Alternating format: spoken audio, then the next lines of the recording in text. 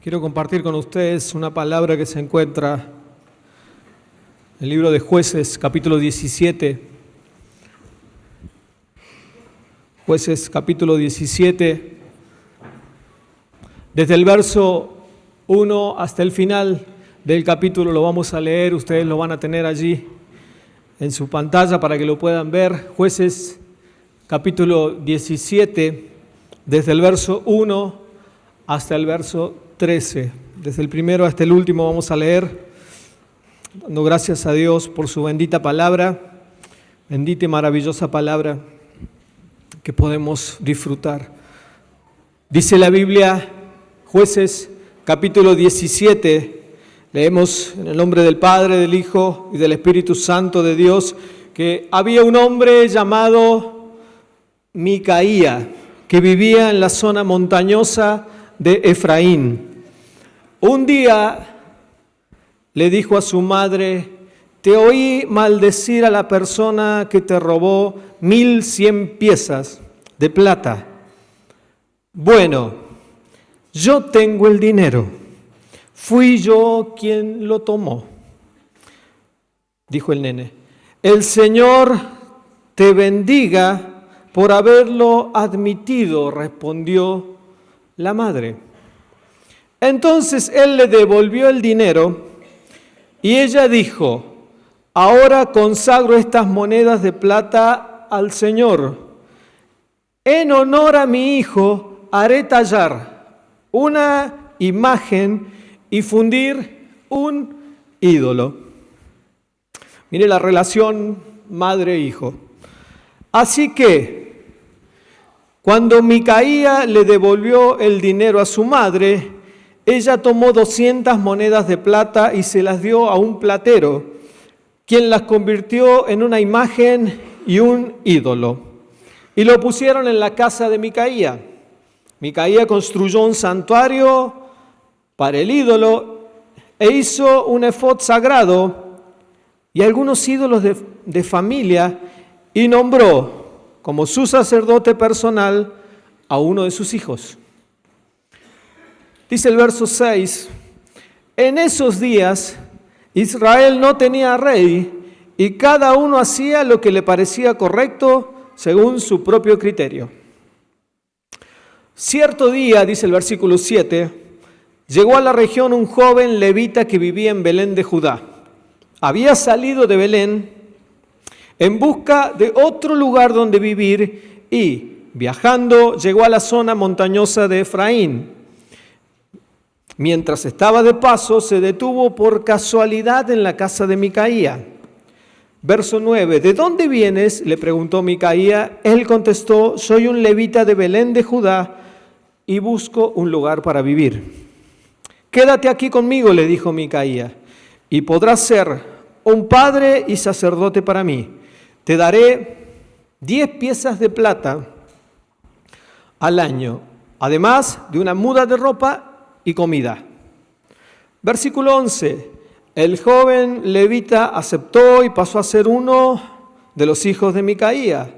Luego Micaía lo nombró su sacerdote personal y el levita vivió en la casa de Micaía. Termina diciendo el versículo 13, sé que el Señor ahora me bendecirá, dijo Micaía, porque tengo un levita como sacerdote personal. Qué particular la historia. Y pareciese que fuese sacado de otro contexto. Pareciera que la historia tranquilamente podría no encajar dentro de lo que es las Sagradas Escrituras. Y pareciese que incluso podría tranquilamente, si cambiamos el oficio de algunos de ellos, de estar hablando de alguien que vive en el siglo XXI y en Argentina, tranquilamente. O podría ser muy fácilmente la historia de cualquier novela turca que dan a la tarde. La historia es bastante particular, pero está allí en la Biblia. De hecho, unos versículos antes se relata la muerte de un tal Sansón, que también era parte de los jueces que en ese momento estaban gobernando sobre Israel.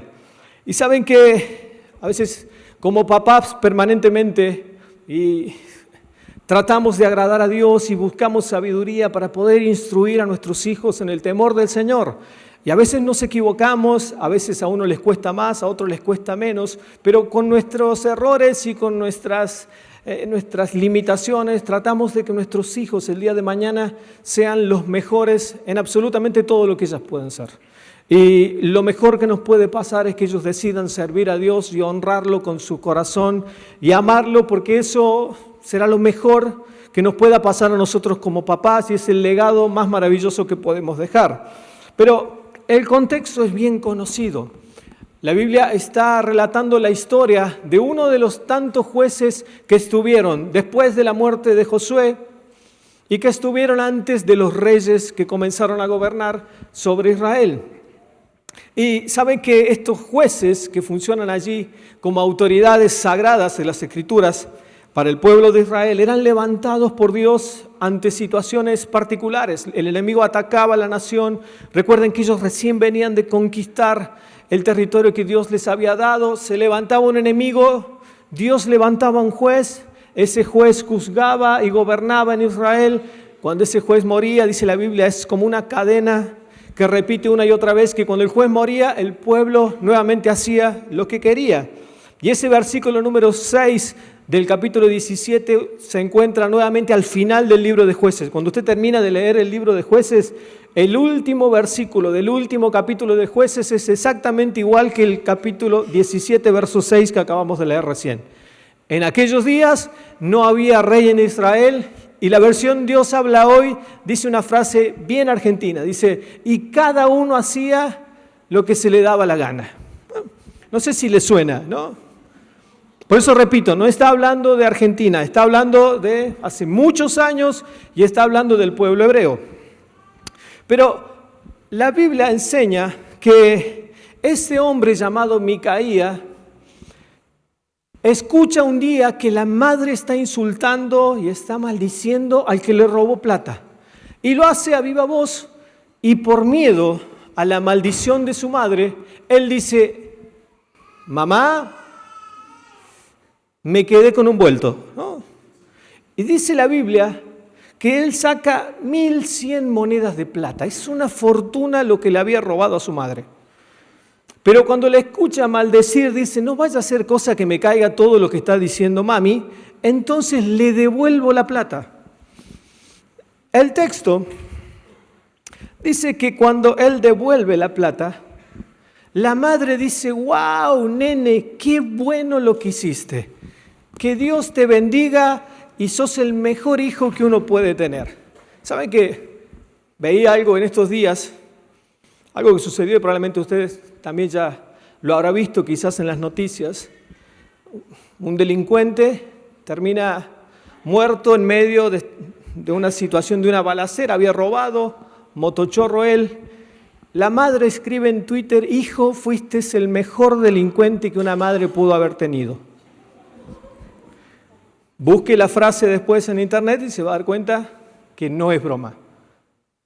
Y hay una entrevista a la mamá y la mamá dice, él solamente robaba celulares, motos y no hacía cosas malas. La culpa es de la policía que no hace nada. Vean después la nota, búsquenla, está en internet, la pueden buscar. Digo, cuando leí este texto, digo, no estamos tan lejos de lo que la Biblia nos está enseñando.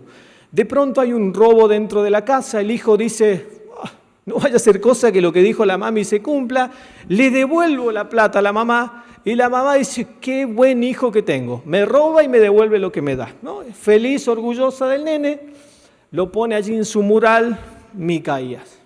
Me llama la atención que el texto no habla del papá de Micaías. De hecho, el verso 10, cuando lo leímos recién, no sé si habrá notado que él le dice al levita que aparece al final, que ya vamos a hablar de él, yo quiero que seas un padre y un sacerdote para mí. Aparentemente, el papá de Micaías no estaba en el hogar. Pudo haber muerto en la conquista, pudo haber muerto en el desierto, no sabemos dónde murió, pero se nota claramente la ausencia de una paternidad tal cual Dios lo había establecido en la nación. El verso 1 dice que ese pueblo de Israel No sé si ustedes recuerdan el texto de Deuteronomio capítulo 6, verso 6, cuando Dios le dice, estas palabras que te mando yo, Dios le está diciendo allí a Moisés, estarán sobre tu corazón y las repetirás a tus hijos y hablarás de ellos estando en tu casa, hablarás de ellas estando en el camino, hablarás de ellas al acostarte, al levantarte. Este muchacho Micaías conocía perfectamente la ley de Dios. Los israelitas que entraron a la tierra prometida conocían toda la ley a la perfección, repetían la ley todo el tiempo. Este muchacho que le roba a la madre sabía perfectamente que lo que para nosotros es Éxodo capítulo 20, versículos 3, versículo 15, habla de la honra a los padres, habla de lo que tenían que hacer aquel que era descubierto robando. Él sabía perfectamente de que cuando había alguien que robaba, tenía consecuencias. Sin embargo, él deliberadamente decidió robarle a su madre. Y la madre también sabía de que cuando había alguien que robaba en la casa, no podía quedar con, nene, te arrepentiste, qué bueno que lo hiciste. Sino que la madre debía sacarlo afuera y el pueblo tenía que tomar una determinación con el ladrón. Entonces, cuando vemos actitudes como estas, nos damos cuenta de que la permisividad se vuelve sumamente nociva cuando no entendemos de que lo que Dios dice es blanco y lo que Dios dice negro es negro. Y cuando empezamos a negociar con esa permisividad, si está bien o está mal, si lo dice fulano en internet está bien porque me gusta cómo lo dice, y si lo dice fulano porque me gusta porque ese predica acerca de, y me gusta porque viene de algún lugar donde ni conocemos, pero si lo dice está bien, por más que la Biblia diga que está mal, entramos a coquetear viendo la forma de cómo hacemos para escapar y no confrontarnos con lo que la palabra de Dios nos está diciendo. ¿Sabe que el problema de la permisividad hace que empecemos a coquetear con aquello que está bien y aquello que está mal? Y empezamos a justificar qué es lo que está bien y qué es lo que está mal. Y saben que esa famosa permisividad hace que se marque una diferencia entre los que son excelentes y los que son de mitad de tabla. Saben que los deportistas de élite se esfuerzan a lo largo de años. Se cuidan en las comidas años. Uno dice, me gustaría ganar la plata que gana fulano. Esa persona se esforzó desde niño. Esa persona dejó de asistir a las fiestas, a los cumpleaños. Esa persona es un profesional en lo que hace. Esa persona no estuvo en su casa muchísimo tiempo. Esa persona estuvo mucho tiempo en un avión, en un colectivo. Su madre lo llevaba de un lado a otro para que practicara hasta llegar, a un juego olímpico, a llegar a un mundial. Fue una persona que no tuvo permitidos. ¿Y cuántas veces conocemos gente que decíamos nosotros, no sabes cómo jugaba ese al fútbol? Tengo un amigo que jugaba, genial. Y uno lo ve 15 años después y todavía sigue yendo acá al lado del río, una vez al mes, juega al fútbol mientras se hacen los chorizos, ¿no? Juega una sola vez, le duelen todos los huesos, llega a la casa destruido, al otro día no se puede levantar. Y ¿cuántos dicen amén? ¿Cuántos saben a qué me refiero? ¿Cuántos conocen gente con esas habilidades sobrenaturales que a lo mejor de chicos eran excelentes en los deportes? Pero cuando empiezan con la permisividad, se vuelven uno más, un estándar, ¿no? Al otro día anda totalmente dolorido, no se puede levantar, reniega en el trabajo porque le duele todo, se tiene que agachar y no puede, le cuesta. No, me contaron, no es algo que me pasa porque no voy a jugar. Entonces, cuando uno escucha a un profesional hablar, dice, wow, esta persona es excelente. Pero uno se da cuenta después en su currículum que tiene una maestría, un posgrado, y eso implicó tiempo de esfuerzo. Eso dijo, yo tengo que rendir estas materias, las tengo que aprobar, lo logré, voy a seguir perfeccionándome. No dijo, me quedo esta noche jugando a la Play, sino que dijo, tengo que estudiar, tengo que sacar el final, tengo que sacar, una vez que termine, voy a seguir estudiando. Y uno dice, wow, qué bueno, ¿viste cómo gana plata? Pero pagó el precio. de la excelencia. La permisividad nunca estuvo en su boca y cumple el objetivo. Mientras otros todavía están dando vueltas ahí y se anotaron a la universidad y aprovecharon los descuentos y dieron un tour adentro, pero en la secundaria se copiaba todos los meses. Entonces cuando llegó a la universidad lo bochaban por todos lados. Pero ese detalle de ser excelentes es el que en ningún momento vio este muchacho Micaías. Él era parte del pueblo de Dios. Él sabía la ley de Dios, él la tenía totalmente incorporada. Su madre la tenía totalmente incorporada. Pero cuando dejamos a Dios de lado y empezamos a creer que está permitido hacer esto porque alguien lo dijo o porque alguien lo hizo, empezamos a coquetear, como alguien dijo por ahí, con aquellas cosas que Dios desaprueba. El que terminó siendo un ladrón no arrancó con el banco más grande de la Argentina. Empezó a quedarse con algunas cositas. El que terminó siendo un delincuente empezó con algo pequeño. El que terminó siendo un abusador no arrancan a gran escala, empiezan con cosas pequeñas. Pero en algún momento esa permisividad te lleva a creer que podés pasar el límite, total no acontece nada. Y cuando estás pasando el límite te das cuenta que ya es irreversible. Lo mismo ocurre con aquellos que empiezan a dejar a Dios de lado. Le pasa igual que a este hombre. Falto una vez a la reunión, total no pasa nada. Falto 2 veces y me doy cuenta que Dios me sigue bendiciendo. Y el verano está bueno en el Limay, así que hacemos 1 y 1, total Dios sabe todas las cosas. Bendito el Dios que quiere que descanse. Y ya no está tan mal que pegue el faltazo. Porque al fin y al cabo, la creación entera habla la manifestación de Dios y puedo, y me deleito en las aguas de tu gloria. No, y tenemos todos los textos para ser permisivos y al fin y al cabo Dios hizo el día de reposo y ya tenemos la teología del no me quedo, me voy, ¿no? Yo sé dónde voy y si me dan a elegir, yo no me quedo, me voy, ¿no? Ahora, no nos damos cuenta de que cuando hay alguien o hay un aspecto de permisividad, siempre hay un negligente que lo justifica. El que dejó de congregarse en algún momento dijo, voy una vez al mes y me alcanza. Bueno, sí, es que Dios está en todos lados. Listo. Aparte, si Dios me quiere hablar, Dios puede usar mis sueños, puede usar, con una vez Dios me habla y puede decir tantas cosas. Y hay otros tantos que están todo el día en la iglesia y Dios no les habla nunca. Y es cierto, amén, ¿no? Siempre falta. Es más, faltemos juntos el domingo que viene. ¿No? Y hasta tenemos la teología del faltazo. ¿Saben que el verso 3, el verso 4 y el verso 5 del párrafo que leíamos recién nos hace ver de que cuando se mete la permisividad dentro de la vida del Hijo de Dios, una cosa lo lleva a otra y empieza lo que es una escala totalmente, una escalera descendente de acontecimientos que poco a poco lo van llevando a enfriarse, a alejarse de Dios, a no poder intimar con Dios. Porque dice la Biblia que este hombre, no solamente que le robó a su madre, sino que una vez que le robó dijeron, che, pero podemos hacer ahora un bultito para el nene, ¿no? El que devuelve, ¿no? Y lo adoramos.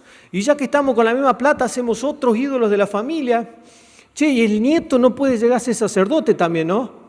Sí, pinta, canta bien, así que ponemos también al nene ahí y de un momento a otro, lo que empezó con un acto que desagradaba a Dios, de pronto termina toda la familia involucrada tapando aquello que a Dios le desagrada. Porque la Biblia dice que este hombre era de la tribu de Efraín. No estaba permitido que la tribu de Efraín hiciera las veces de sacerdote. No estaba permitido de que ellos fueran los sacerdotes del lugar. Pero él dijo, bueno, ya que robé y no pasó nada, mi mamá me perdona, ya que encima le devolví la plata y me dio una buena parte. Hagamos algo, hagamos unos ídolos y metémosle para adelante. El problema es que cuando le damos lugar a eso, ya no solamente nos afecta a nosotros, sino que empieza a afectar a los que están atrás. Y ya empiezan los hijos y los nietos a tomar la misma postura que tomó papá. Y la misma postura que tomó, en este caso lo digo, ¿no?, la abuela. Entonces, así como todo lo bueno y todo aquello que nosotros disfrutamos, por eso decía al principio que como papás todos luchamos y tratamos de ser sabios, buscando a Dios para ayudar a nuestros hijos en el proceso de que ellos amen a Dios. En algún momento la permisividad hace que nuestros hijos nos empiecen a ver a nosotros como la excusa perfecta para no hacer lo que tienen que hacer. ¿Cuántos me están entendiendo? Que saben que si yo voy por la derecha, nuestros hijos quieren ir por la derecha. Y que si yo decido ir por la izquierda, mis hijos van a hacer lo que yo estoy haciendo. ¿Cuántos saben de que si nuestros hijos nos ven leyendo la Biblia, nuestros hijos van a leer la Biblia? ¿Y cuántos saben de que si nuestros hijos nos ven orando, ellos van a orar? Ahora, ¿cuántos papás acá me están entendiendo y pueden decir amén? Yo lo vi, yo lo viví. ¿De verdad que sus hijos lo ven y dicen, sí, esto así? Porque ellos están viendo absolutamente todos. Y celebro que todos los niños ahora están del otro lado, porque un día nos presentaremos delante de Dios y sabremos si este espíritu de permisividad estuvo o no en nuestros hogares. El tema es que a medida que va avanzando el párrafo, nos damos cuenta de que la permisividad nos atrae con gente que no agrada a Dios, como el levita que aparece por casualidad. Dice la Biblia que este levita, con espíritu de hippie itinerante, deja su lugar de ministrar a Dios y dice, me voy para otro lado. Dejo de ministrar a Dios en Belén y salgo a probar suerte. Salgo con mi guitarrita al hombro, salgo con mi piano, no me sujeto en ninguna congregación, dijo, voy a predicar por ahí, no rindo cuentas a nadie. Les recuerdo que esto pasó hace muchos años, no tiene nada que ver con nuestros días, ¿no? Sale de manera itinerante y no falta quien le abre la puerta y le dice, bienvenido levita de Dios, te vamos a dar plata, ropa y comida. El mismo Moisés dijo unos años antes que los levitas no iban a recibir pago.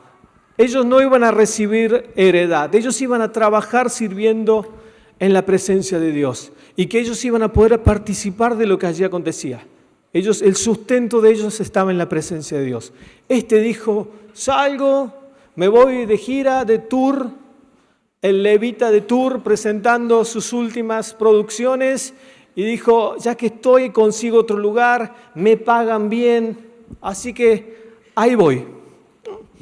Y saben que la Biblia enseña de que los levitas no solo que no iban a recibir heredad, sino que tenían el privilegio de servir a Dios en el tabernáculo. Y no solamente eso, sino que aun cuando ya no estuviese el tabernáculo, seguían siendo la tribu escogida por Dios para estar en la presencia de Él. Después puede leer allí en Números capítulo 1, versos 50 al 53, todo lo que Dios le dice a ellos, la función maravillosa que ellos tenían. Trasladaban el arca, trasladaban los utensilios, la gloria de Dios estaba muy cerca de ellos. Pero este levita dijo, me voy, salgo a probar suerte. Y cuando andaba dando vueltas por ahí, cae a la casa de este Micaía. Y ustedes y yo saben que cuando nos empezamos a juntar con gente que no conviene, en algún momento se cumple el proverbio que dice que el que anda con sabios, ¿no? Y después abajo aclara que también el que anda con necios, y empieza a marcar la diferencia. Te pregunto, ¿con quién estás andando últimamente? ¿Con quién estás acercándote a Dios últimamente? ¿A dónde te está llevando la persona con la que estás? ¿La persona con la que te juntás te acerca a Dios? ¿Sentís que estás cada vez más cerca? ¿O es como este levita que lo vas a tener al lado mientras tenga algo con qué entretenerse? La Biblia dice que este levita no solamente que sirvió de padre para Micaía, sino que hacía las veces de sacerdote. Es decir, en nuestros días es alguien que llevaba la adoración en la casa de Micaías. Y se da cuenta cómo todo es una cascada y que cada cosa que va aconteciendo va de mal en peor. No solamente eso, sino que el verso 13 termina diciendo que el Señor me bendecirá porque traje a un levita que me garantice su presencia. Este hombre estaba tan deteriorado en su fe que creyó que llevando uno que rasque un poco ahí le aseguraba la presencia de Dios en su hogar. Y nunca consideró que seguía siendo un ladrón, que había deshonrado a sus padres. No consideró que lo que había hecho necesitaba una corrección. Nunca consideró que puso a sus hijos como sacerdote en un lugar que no le correspondían. Nunca consideró que había deshonrado a su madre. Nunca consideró que habiendo sido el responsable de todos esos actos, encima podría traer la presencia de Dios como si nada y pagarle el sueldo durante un año. Saben que cuando uno lee el texto, uno se da cuenta de que Micaías le da 10 piezas de plata por un año al levita. ¿Se acuerdan cuánto le robó? Teniendo en cuenta que le dio 10 piezas. Con 10 piezas le pagó el sueldo de un año. Micaías le robó 1.100 a la madre. Imagínense si le había robado algo a la madre, ¿no? ¿Cómo no va a gritar la pobre señora, no? Le robó el jornal de 110 personas en un año, le robó el nene. Pero la madre dijo, qué bendición que mi hijo me devolvió la plata. Cuando empezamos a ser permisivos con aquello que Dios desaprueba, en algún momento nos vamos a empezar a incluir en esta cascada. Lo peor es que Jueces capítulo 18 habla de cómo termina Micaías y cómo termina el levita. Y créanme que el capítulo es totalmente fuerte, porque el levita consigue una concubina que termina despedazada, abusada por una cantidad de hombres, y el juicio de Dios viene sobre alguien que dijo un día, yo te garantizo la presencia de Dios, llevo la guitarrita y cobramos. Amados, no nos damos cuenta a veces de que cuando Dios dice blanco, repito, es blanco, y cuando Dios no dice blanco, ni siquiera lo consideremos, porque de a poquito la permisividad va haciendo de que aquello que antes le decíamos no, hoy le decimos tal vez. Aquello que alguna vez le decíamos sí, hoy decimos no sé si es tan así. Y cada una de las decisiones que tomemos en algún momento termina afectando a nuestra familia. Y no solamente eso, sino que afecta a nuestro entorno. Aquellos que han desarrollado en sus hijos una relación con Dios, eso nunca se va a olvidar. Pueden tener altos y bajos, pero la palabra de Dios está ahí. En algún momento esas personas van a volver a los pies de Dios. ¿Cuántos dicen amén? Y aquellos que han desarrollado la profundidad de conocer a un Dios en la intimidad, saben perfectamente de que Dios siempre los está esperando y que se pueden equivocar una vez y dos veces, pero que la presencia de Dios no tiene que ver con quién te canta o quién te abraza al lado tuyo. La presencia de Dios tiene que ver con conocer a ese Dios verdadero, que sabe que sus hijos a lo que Él dice que no, dicen que no, y a lo que Él dice que sí, dice que sí, en el ambiente que te manejes. Saben que, aunque parezca mentira, hay un texto que sigue siendo relevante para nuestros días, y es el del versículo 6. En aquellos días no había rey en Israel, y cada uno hacía lo que se le daba la gana. Me gustó esa versión de Dios habla hoy porque otro dice, bueno, cada uno hacía las cosas de acuerdo a su criterio. No, cada uno hacía lo que se le daba la gana. Y saben que como argentinos estamos sufriendo el hecho de que haya habido años y años de gente que decidió hacer lo que se le daba la gana sin importar lo que Dios decía. Y se puede levantar un ministro y decir, este protocolo de muerte está bien, y lo sostenemos. Como argentinos estamos sufriendo las decisiones que por años se han tomado mal. Sin embargo, creo que todavía dentro del pueblo de Dios hay un remanente que no está dispuesto a ceder ante las presiones del diablo. ¿Cuántos dicen amén? ¿Cuántos pueden decir, Señor, yo no voy a ceder? Puede levantar su mano ahí donde estás y decirle, Señor, yo voy a permanecer en lo que vos un día dijiste. Aunque el enemigo se levante, yo voy a permanecer. Y saben que, gracias, saben que a medida que el enemigo avanza, cada vez las aguas se van abriendo más. Y cada vez se van viendo quién realmente ha decidido seguir a Dios con todo su corazón, con todas sus fuerzas, con toda su mente. Y quienes están dispuestos a negociar y decir, esto sí, esto no. Pero hasta el día de hoy, Dios sigue siendo el parteaguas de la historia. Hasta el día de hoy, Dios sigue separando las aguas. Él sabe perfectamente lo que acontece en tu vida. Dios sabe perfectamente lo que acontece en tu hogar. Dios sabe perfectamente tus luchas, tus fracasos. Él sabe cómo vivís y sabe cómo no vivís. Y saben que Dios, al igual que como lo hizo con aquel Micaías, que él consideró que lo que estaba haciendo lo podía hacer tranquilamente y total tenía la bendición de ser un hebreo más, un hijo más de Dios. Dios en un momento dijo, hasta acá llegó. El hecho de que tengas gente metida en tu casa, escuchando música, no significa que mi presencia está en ese lugar. Y se lo muestra en el capítulo 18. Porque la adoración no tiene que ver ni con canciones, ni con cosas que a nosotros nos guste. Tiene que ver con un corazón rendido. Y saben que todavía resuenan las palabras de Juan capítulo 4. Dios sigue buscando esos verdaderos adoradores que adoran al Padre en espíritu y en verdad. No es una moda, no es algo que nos guste o nos guste, no son estilos, no son canciones. Es un corazón rendido en la presencia de Dios. Y a veces no es lo más glamuroso, no es lo mejor, pero Dios sigue buscando esa gente que conoce la palabra y la vive.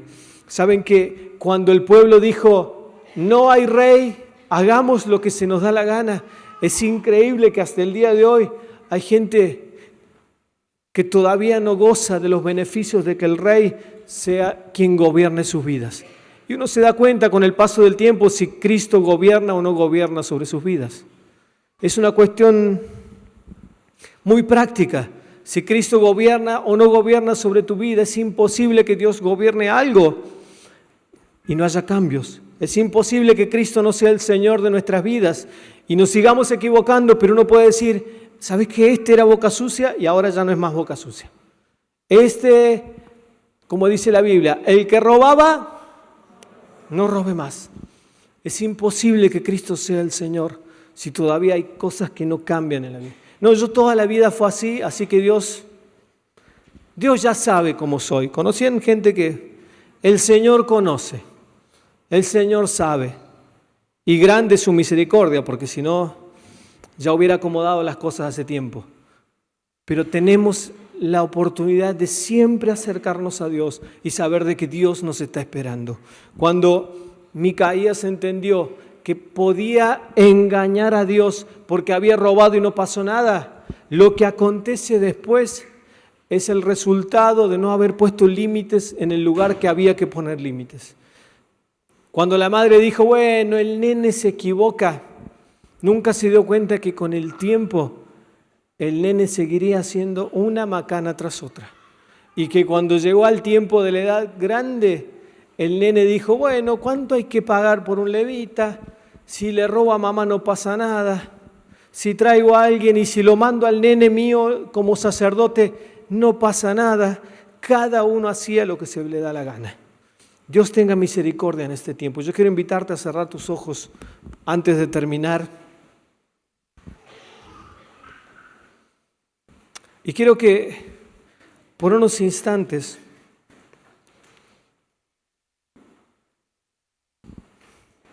oremos a Dios para que Dios nos ayude a cada uno de nosotros a entender qué cosas desagradan el corazón de Dios y qué cosas están lastimando su corazón, aunque hayamos visto que otros lo hacen, que otros lo predican, que otros lo justifican.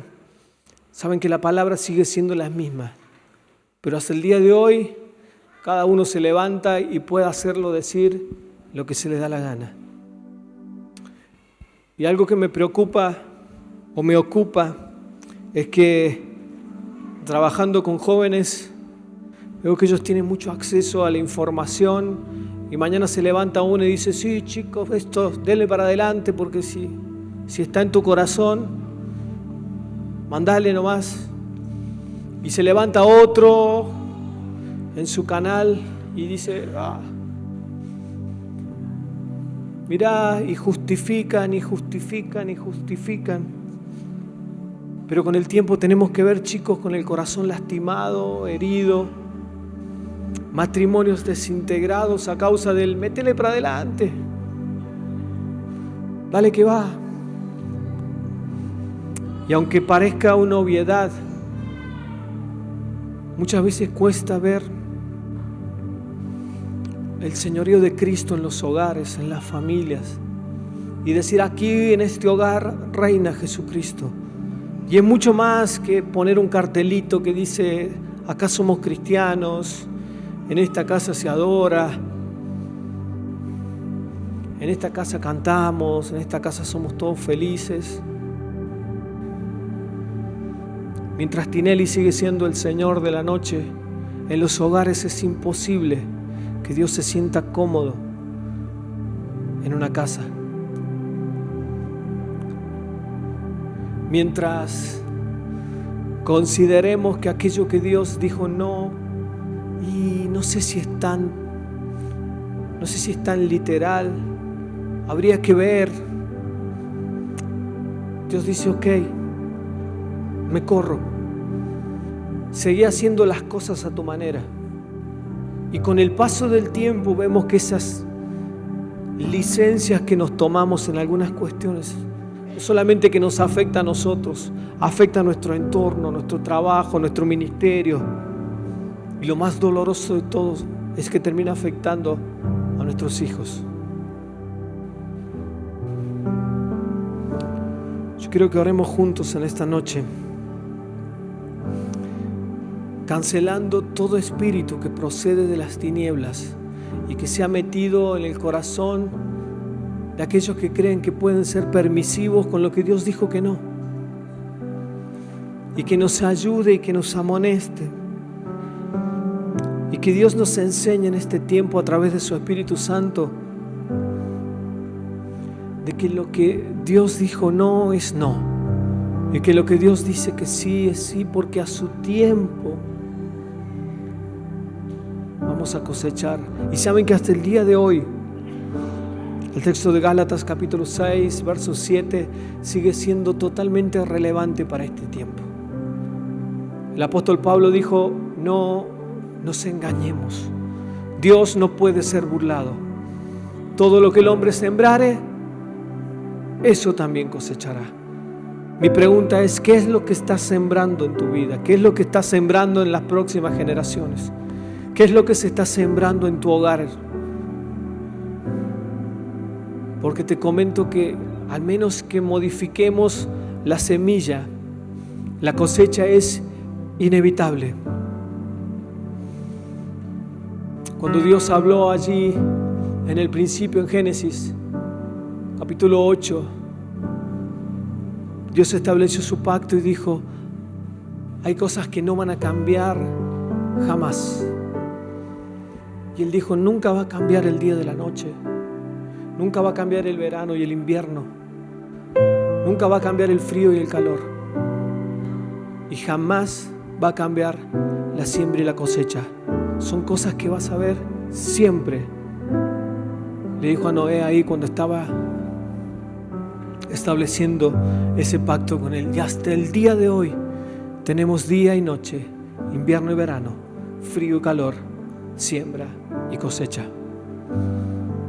¿Qué es lo que estás sembrando en tu hogar? Porque esa permisividad destruye cualquier altar de adoración que quieras levantar en tu familia. Y cuando digo altar de adoración no me refiero a que estén todo el tiempo cantando. Si lo pueden hacer, gloria a Dios. Me refiero al lugar donde Dios deposita su confianza, donde Dios se acerca y dice: acá hay un lugar que me glorifica. Este es un lugar donde me siento cómodo. Te pregunto, cuando empieza la semana, Dios dice: paso a tomar unos mates a tu casa, y Él se siente cómodo, Él es bienvenido. O cuando golpea la puerta empieza el correteo ahí, viendo qué puerta cerramos, qué ropa tiramos, escondemos. No vaya a ser cosa que descubra que hay cosas desordenadas en el hogar. Pero mi amigo, mi amiga, siempre estamos a tiempo para volvernos a Dios y dejar de lado toda permisividad que nos aleja de poder acercarnos a Dios. Yo quiero que ahí con tus ojos cerrados le digas: Señor, quiero ver en esta hora en qué cosas me estoy volviendo flexible y que me está llevando a que tu presencia no esté en mi casa como debería estar. ¿En qué cosas estoy cediendo? ¿En qué cosas últimamente me he dado cuenta de que no he sido radical? Empecé a ceder, empecé a dejar que pasara.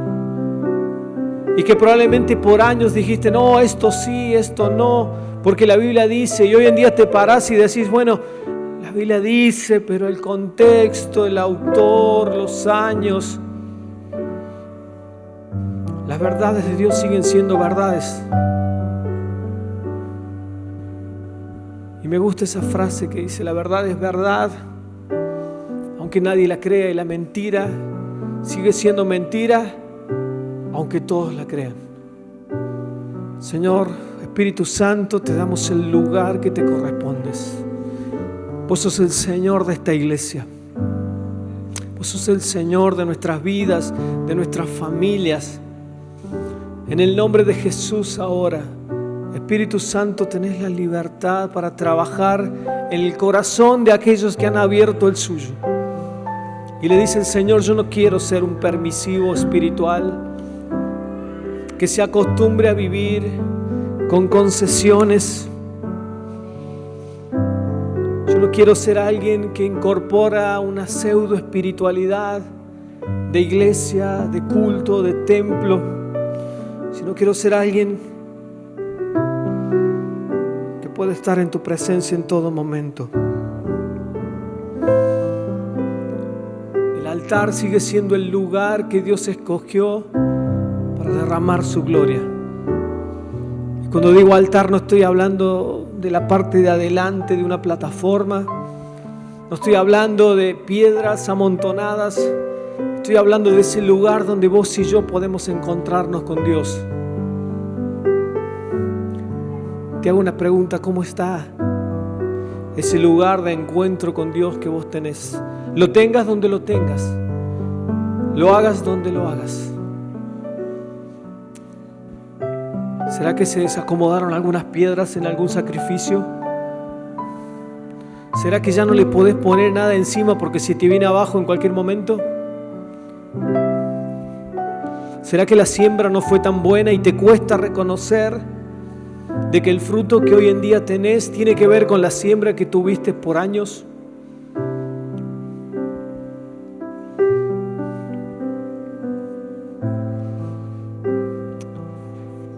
Señor, no queremos ser insensibles espiritualmente. No queremos relativizar nuestra intimidad con vos. Señor, no queremos volvernos selectivos a la hora de recibir la instrucción.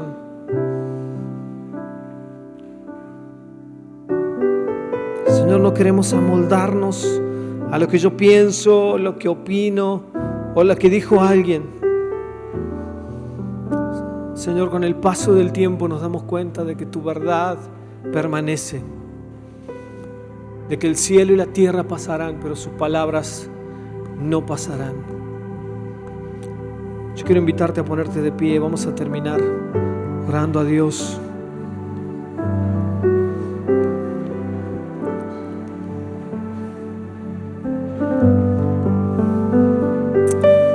Ahí con tus ojos cerrados, decirle: Señor, yo renuncio a cualquier búsqueda de un atajo que no tenga que ver con una adoración genuina.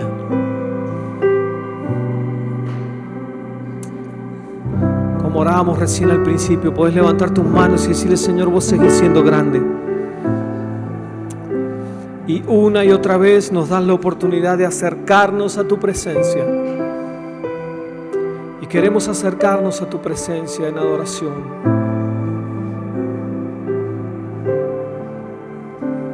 Señor, queremos acercarnos.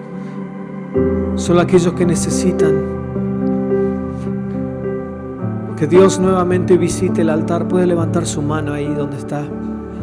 Decirle: Señor, necesito que nuevamente te des una vuelta por mi altar. Yo no sé lo que Dios puede llegar a hacer en un hogar donde es levantado el nombre de Cristo. Pero sí sé que cuando le damos lugar al enemigo para que haga lo que él quiera, a causa de ser permisivos con aquello que Dios desaprueba, en algún momento nos paramos delante de Dios tratando de justificar lo que hicimos, como hizo este hombre. Así que vos, si sentís en tu espíritu que Él te está hablando y te está diciendo: querido, querida, a modificar la semilla, porque la siembra que hoy tenés tiene que ver con lo que cosechaste por años. Es un lindo momento para que en la presencia de Dios le digas: Señor, hoy cambio la semilla y empiezo a sembrar una adoración genuina en mi hogar. Yo no sé lo que va a acontecer de aquí a un tiempo, pero tengo la seguridad que si en esta noche empezás a modificar tu siembra, vas a cosechar un altar en la presencia de Dios totalmente diferente. Probablemente llegaste hoy y dijiste: Señor, yo quiero una palabra tuya. Quiero algo que transforme mi hogar. Quiero que transforme el año que la verdad no fue lo que yo esperaba. Eso solamente ocurre en el altar de Dios. Y yo no voy a hacer en esta noche un llamado, porque creo que la respuesta a Dios tiene que ver con lo que ocurre en el corazón de cada uno de ustedes. Y ahí donde estás, si Dios ha estado tocando tu vida, decirle: Señor, yo hoy nuevamente me comprometo a reedificar y a reconstruir ese altar en el que vos te puedas sentir cómodo. Que mi casa sea un lugar donde Dios pueda pasar, y no que vaya de paso, sino que diga: este es el lugar donde me gusta estar. Disfruto estar en este lugar. Disfruto estar con vos en la mañana, en la tarde, en la noche. Ahí con tus manos levantadas, decirle: Señor, que mi vida sea un altar delante de tu presencia. No quiero vivir en la apatía de estar lejos de tu presencia. No quiero ser uno más que canta canciones el domingo, sino que quiero ser alguien que de continuo pueda vivir una vida de altar. En mi casa, en mi trabajo, en mis estudios. Porque no hay necesidad de que empieces a los gritos en tu trabajo, en tu estudio. Tu vida íntegra es un altar que anda de un lado hacia otro. Tu santidad hace que Dios haga una habitación donde estés, con quienes estés y en los lugares más adversos que te puedas imaginar. Así que empezá a decirle: Señor, yo te adoro por lo que viene. Te adoro por lo que vas a hacer. Si tenés que tomar decisiones antes de fin de año, el mejor lugar para tomar una decisión es ese altar en la presencia de Dios. Si estás esperando que algo se revierta, el altar es el mejor lugar donde podés estar. Me gustó mucho una frase que nuestro pastor hablaba hace un tiempo. Cuando uno va a adorar a Dios, algo tiene que perder. Si no perdió nada en él, no fue un acto de adoración. Te pregunto, ¿qué estás dispuesto a perder en esta noche en su presencia? Antes de empezar a cantar y adorar con nuestros labios, tómate ese segundo para decirle: Señor, yo te adoro desde lo más profundo de mi corazón. Señor, yo quiero que seas el centro de mi vida. De mí no se va a decir que no tengo rey. De mí nunca se va a decir que hago lo que se me da la gana, sino que Dios podrá decir: este es mi Hijo amado, yo en Él tengo complacencia, disfruto de su vida. Y saben que cuando Dios dijo eso de Jesucristo, automáticamente se abrieron los cielos y el Espíritu Santo vino sobre Jesús. ¿Cuántos quieren tener cielos abiertos en este tiempo sobre cualquier situación de sus vidas? ¿Cuántos anhelan que el Espíritu Santo se muestre en medio de lo que ustedes están haciendo? ¿Cuántos saben que la única respuesta para sus vidas tiene que ver con lo que el Espíritu Santo va a hacer? Estos días escuchaba algo que me marcó. Muchas veces decimos que el Espíritu Santo es la tercera persona de la Trinidad, pero inconscientemente, como argentinos, el tercero siempre es menospreciado. Está después del primero y después del segundo, pero la persona del Espíritu Santo es primero, al igual que el Hijo y al igual que el Padre. No es meramente el tercero, es Dios mismo, y es quien puede revertir cualquier situación de tu vida. Yo quiero terminemos de esta manera. Esa situación puntual que se tiene que revertir, quiero que la pongas en el altar de tu vida. Y que antes de irte digas: Señor, yo pongo en el altar ahora la vida de esta persona. Yo pongo en el altar las decisiones que voy a tomar. Yo pongo en el altar el año que está empezando. Pongo en el altar mi familia, mis hijos. Pongo una vez más en el altar lo que viene por delante. Y te aseguro que cuando lo pongas, Dios lo recibe como una ofrenda, porque Él sabe absolutamente todo. Sabe tus fracasos y tus virtudes, pero sabe también cuando nos rendimos de corazón y le decimos: Señor, hasta acá llegué. Y es el momento en el que Él irrumpe con gloria y dice: era hora, lo estaba esperando, hacete a un lado que yo me encargo. Así que te invito ahí que cierres tus ojos y digas: Señor, yo te entrego esto, pongo en tus manos esto. Quizás tenés que poner alguna enfermedad, quizás tenés que poner algún proyecto, quizás tenés que poner un obstáculo que estás teniendo en este tiempo, quizás tenés que poner aquello que te está costando, quizás tenés que poner un pecado recurrente, una actitud que necesitas cambiar, modificar, una relación que está rota, el recurso que no aparece, el trabajo que te complica, el lugar donde estás, el hijo que no vuelve, la hija que no regresa a tu presencia. No sé qué es lo que tenés que poner en el altar, pero en esta noche no te vayas con lo que trajiste, sino que déjalo ahí. Señor, sobre el altar en esta noche dejo esto. Vamos, cada uno tiene algo para dejar, y es el mejor lugar donde lo puedes dejar. Si tenés que levantar tu voz y decirle: Señor, esto lo pongo ahí delante tuyo, hacelo con libertad. Es el mejor lugar donde pones tu vida.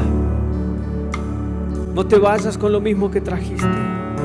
No hagas de tu vida un ser permisivo para aquello que no puedo revertir, sino que volvete un hombre y una mujer de Dios dispuesto a entregar al máximo absolutamente todo. Y que ahí en el altar Él se va a glorificar. Ahí en el altar Dios va a levantar. Y te puedo asegurar que si hay muerte, también hay resurrección. Y te puedo asegurar que si ahí hay derramamiento de sangre, Dios se va a glorificar. Si Dios puede ver tu entrega, Dios se va a glorificar. Dios se va a levantar con poder en medio de una situación adversa. ¿Cuántos dicen amén? ¿Cuántos pueden ver esa situación en fe, con sus ojos cerrados, viendo cómo se está revirtiendo. Señor, en el nombre de Jesús de Nazaret, empezamos a clamar por esas cuestiones que no se resuelven aún. En el nombre de Jesús de Nazaret empezamos a orar por esas cuestiones que el enemigo ha tenido por años aprisionadas, atadas, por esas personas que no pueden salir adelante, por esas puertas que se cerraron. Ahora en el nombre de Jesús de Nazaret, la iglesia del camino se levanta y en el altar empieza a entregar todo y le dice: Señor, yo pongo esto en tus manos, yo pongo todo delante de tu presencia. Vamos, iglesia, vamos a clamar en ese altar y vamos a poner absolutamente todo ahí. Dios empieza a trabajar en esta noche en medio de su pueblo, y cuando empezamos a adorar en el altar de Dios, algo empieza a acontecer. Yo no sé qué es lo que Dios va a hacer, pero estoy seguro de que Dios empieza a trabajar. Cuando Dios pasa, nada vuelve a ser igual, las cosas no son iguales. Cuando Dios pasa por algún lugar, todo se transforma, todo se renueva, todo se cambia. Cada vez que Jesús llegó a un lugar, el lugar fue sacudido, las situaciones adversas desaparecían, los muertos eran levantados, los enfermos sanados, los cautivos liberados, los endemoniados eran libres. Si Dios lo hizo hace 2000 años, Dios lo puede hacer ahora. Así que empezá a levantar tu voz. Si no es por vos, hacelo por el que está al lado, pero decirle: Señor, levantate en este tiempo en medio de esta iglesia.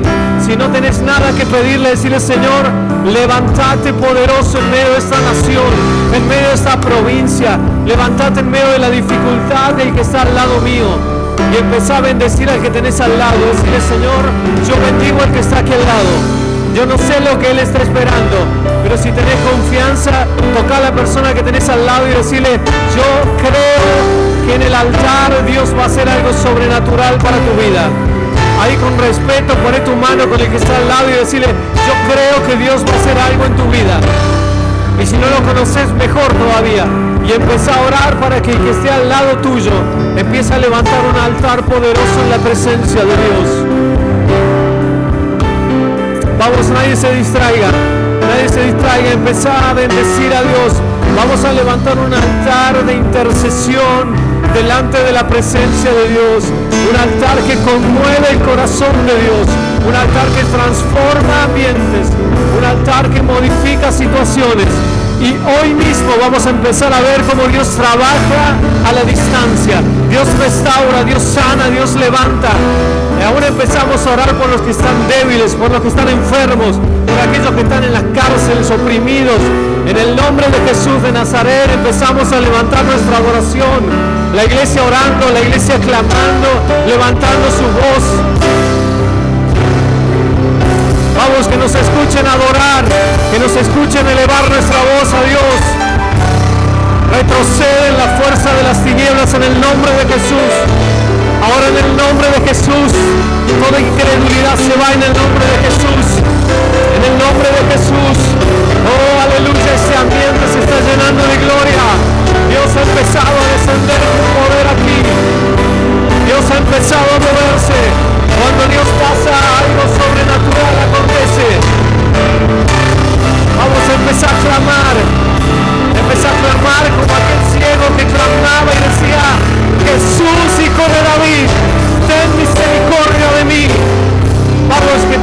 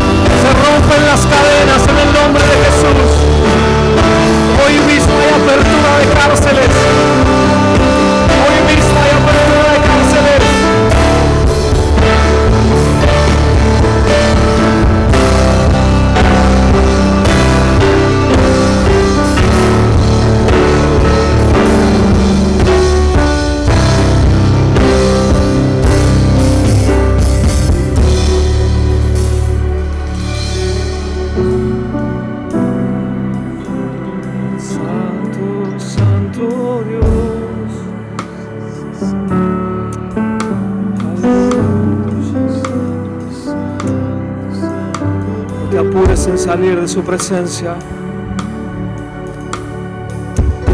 Dios mismo ha hecho un espacio en su agenda para estar con vos en esta noche.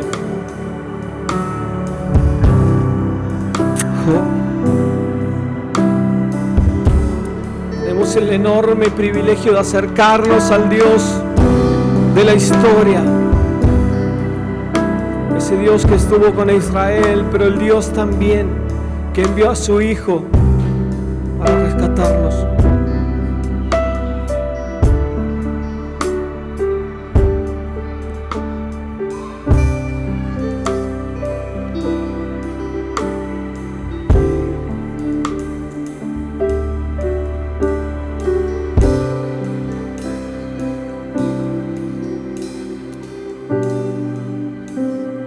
Te invito a cerrar tus ojos y vamos a terminar adorando a Dios.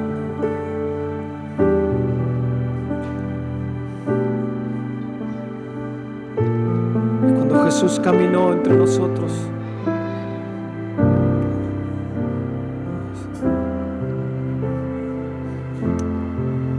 en un momento los discípulos le dijeron: Jesús, Maestro,